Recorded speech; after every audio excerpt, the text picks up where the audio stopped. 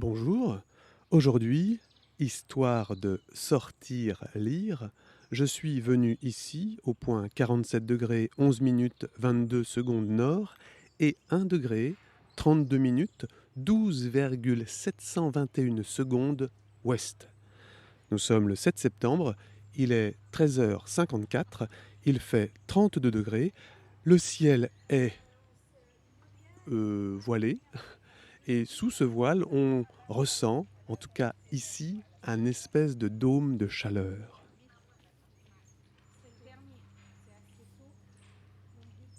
Dans cette série intitulée Où s'endormir, j'ai choisi de me rendre à Nantes, impasse de la rêverie.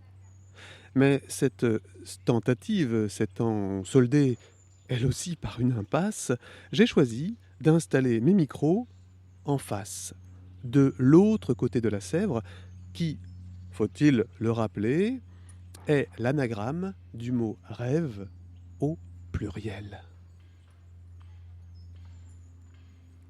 Et c'est d'ici, depuis cette grande prairie urbaine, que je souhaite vous lire le début du roman de Chloé Delhomme, Le cœur synthétique.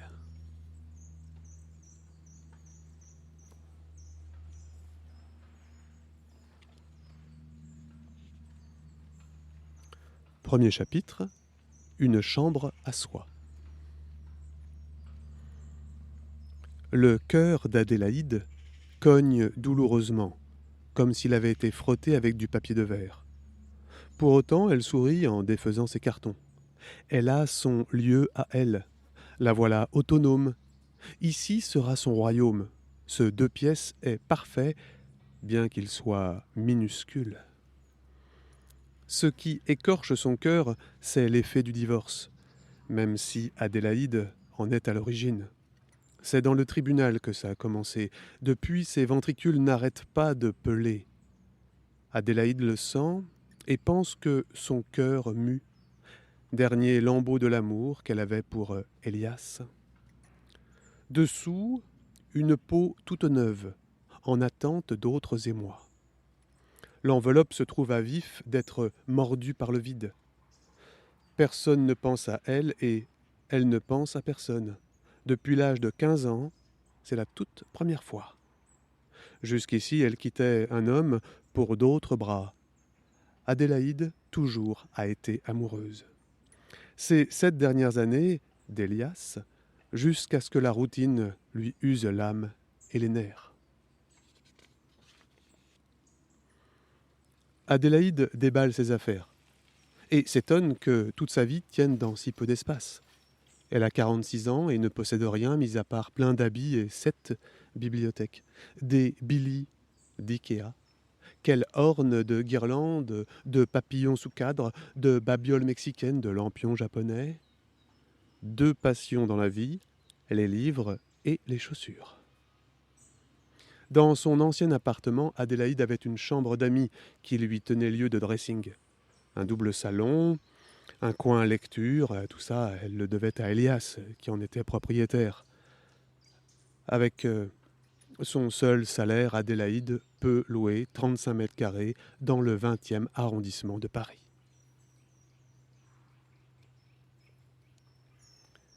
Elle a pris un lit de 1,20 m et le moins de meubles possible.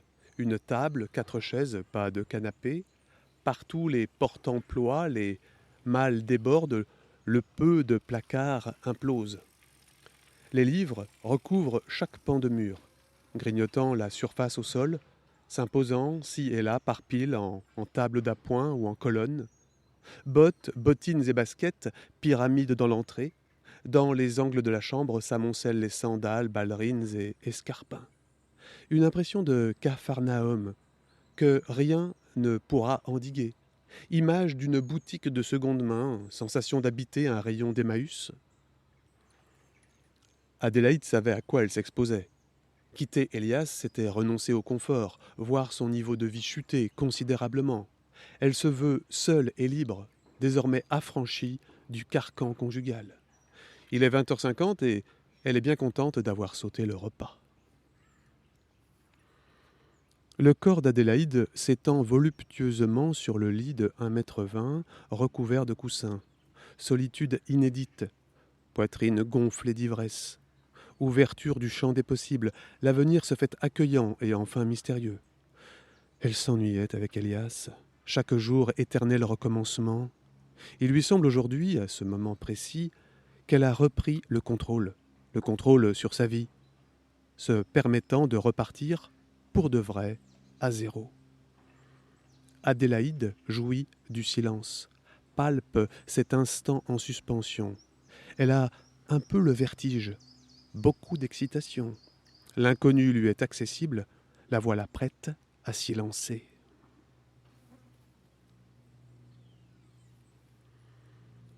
Le mois d'août grimpe par la fenêtre. Le silence est un peu moite, enveloppant, doucereux. Adélaïde observe ce qui sera le décor de ces mois, ou peut-être même années à venir.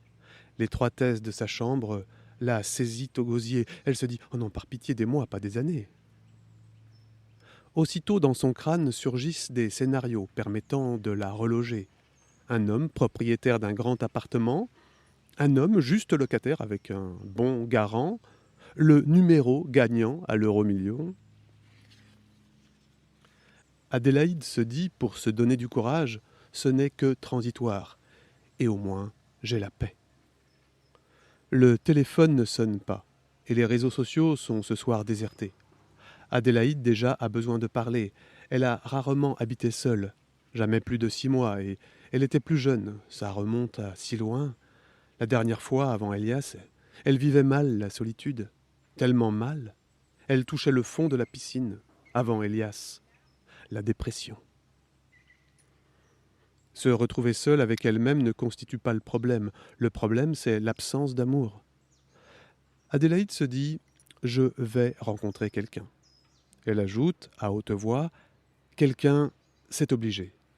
Dans son parcours, ce serait logique, puisqu'elle a toujours enchaîné. Elle se demande qui, dans cette ville, lui sera bientôt destiné. Elle hésite à se tirer les cartes, préfère ne pas savoir tout de suite. Adélaïde redoute de céder à la panique. Si la réponse s'étale tristesse et solitude, elle veut se fabriquer ce soir un beau souvenir. Sa première nuit toute seule, sa seconde partie de vie, son nouveau commencement.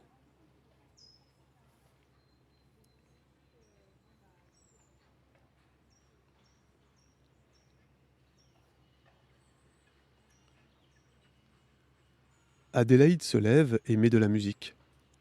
Elle s'est faite une playlist qu'elle a nommée New Life, comme le morceau de Dépêche Mode qui figure en premier. Adélaïde est très sensible à la bande-son qui accompagne sa vie. Elle choisit une chanson capable d'incarner ce moment particulier, une chanson sur laquelle va s'inscrire ce beau souvenir. Le premier jour d'Étienne Dao. Adélaïde se cale sur une chaise, son regard photographie le décor. Rester debout, mais à quel prix? Sacrifier son instinct et ses envies? Ses yeux se heurtent au mur de livres et à l'absence de canapé. Mais tout peut changer aujourd'hui, et le premier jour du reste de ta vie, c'est providentiel. Adélaïde chante comme on prie, et l'espoir repousse les cloisons du minuscule de pièces. Les guirlandes et lampions scintillent, halos multicolores le long des étagères. La pénombre gomme ce qui encombre. Par la fenêtre ouverte, la lune vient et sourit.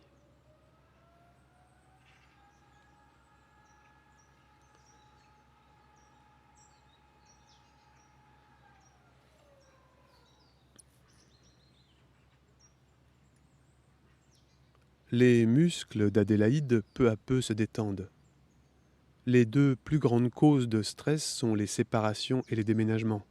Les épreuves achevées, il lui semble que son corps a été roué de coups. Il lui reste 1 semaine avant de retourner au travail. Elle se dit « Bon, je serai prête » et songe à un bain chaud. Elle aimerait un rituel de purification, baignoire remplie de mousse aérienne et nacrée. Elle convoque les images de toutes les salles de bain qu'elle a eues dans sa vie. Qualité du carrelage, température, pression de l'eau, combien d'appartements pour combien de compagnons. Ici, c'est une douche d'angle. Elle se glisse dans un triangle aux parois plastifiées. Dans sa tête, ça défile. 8 hommes et un mari. Double vasque, moulure. Combien de fois du parquet? L'eau coule et elle se cogne et, soudain, réalise qu'elle n'a pas de savon. C'est ce dernier détail qui vient de la faire craquer. Adélaïde s'effondre dans le cercueil de plastique. Si elle ne prend pas soin d'elle, personne d'autre ne le fera. Adélaïde ne s'est jusqu'ici que très rarement occupée seule d'elle-même. Elle s'oublie fréquemment. C'est à cause du travail. Adélaïde est attachée de presse dans l'édition. Elle est passeuse, doit convaincre les journalistes d'écrire des papiers sur les livres de son catalogue. Elle doit aussi gérer les écrivains, s'immerger dans leur univers pour le restituer au mieux, les accompagner lors de leurs interviews et quelquefois de leurs déplacements en librairie ou en festival. Se rendre à des cocktails littéraires. Adélaïde souvent ne sait plus qui elle est, ni parfois ce qu'elle pense, à force d'être devenue tout le temps la voix des autres. Adélaïde n'a pas de famille. Tout le monde est mort et elle a dû refuser à chaque fois l'héritage pour ne pas rembourser les dettes. Adélaïde n'a pas d'enfant, ça ne l'a jamais intéressée.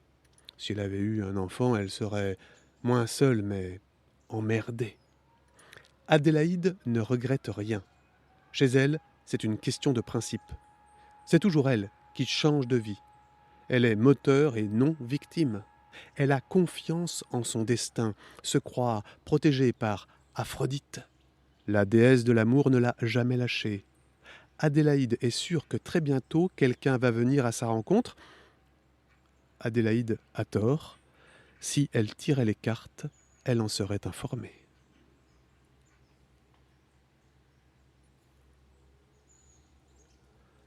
Adélaïde s'endort, en oubliant son âge. Sa seconde partie de vie, elle semble l'envisager comme autant de ses années de trentenaire ou d'étudiante. Adélaïde ignore qu'il y a bien moins d'hommes libres. Elle n'y a pas pensé. Elle omet également le poids de la concurrence. Les fraîchement séparés préfèrent les femmes plus jeunes. Adélaïde, sous peu, sera brûlée par l'éveil. C'est l'histoire d'une fleur bleue qu'on trempe dans de l'acide. Adélaïde Berthel, c'est une femme comme une autre qui, à 46 ans, entend sonner le glas de ses rêves de jeune fille.